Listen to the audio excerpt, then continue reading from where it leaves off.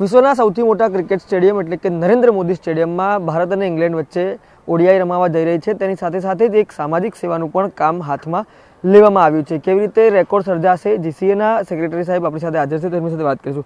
અનિલભાઈ, કઈ રીતે આવતીકાલનો જે વિશેષ કાર્યક્રમ છે તે યોજવામાં આવ્યો છે?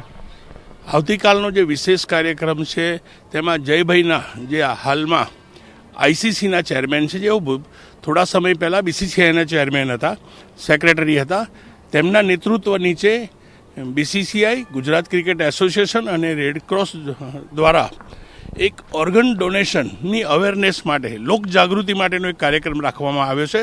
અને સાથે સાથે લોક જાગૃતિની સાથે સાથે એમાં ઓર્ગન ડોનેશનની પ્રતિજ્ઞા લોકો લે કે જેનાથી એક વ્યક્તિ કોઈ બી પોતાનું ઓર્ગન ડોનેટ કરે છે તેનાથી 8 લોકોને જીવનદાન મળે છે। એની અવેરનેસ માટેનો એ મોટો કાર્યક્રમ રાખવામાં આવ્યો છે। સાહેબ, આજે પ્રતિજ્ઞા લેશે લોકો, એ આવતીકાલે કઈ રીતનો સમગ્ર કાર્યક્રમ રહેશે, કઈ રીતે લોકો સુધી મેસેજ પહોંચાડવામાં આવશે? આવતીકાલે જે ઓર્ગન ડોનેશનની અવેરનેસ માટેનો કાર્યક્રમ રાખવામાં આવ્યો છે તે દરમિયાન, મેચ દરમિયાન જે સમય બી આ નિર્ધારિત સમય નક્કી કરવામાં આવશે તે સમય દરમિયાન દરેક હાજર રહેલા પ્રેક્ષકોને લાઈવમાં પણ આ વસ્તુનું કવરેજ થશે અને દુનિયાભરના લોકો પણ જોશે કે નરેન્દ્ર મોદી સ્ટેડિયમ ખાતે એક સામાજિક કાર્યક્રમ કે જેને લોક જાગૃતિ ન કહી શકાય એવો એક મોટો અભિગમ કરવામાં આવ્યો છે અને મેચના સમય દરમિયાન જ એ અંગેનો સમય ફાળવવામાં આવશે।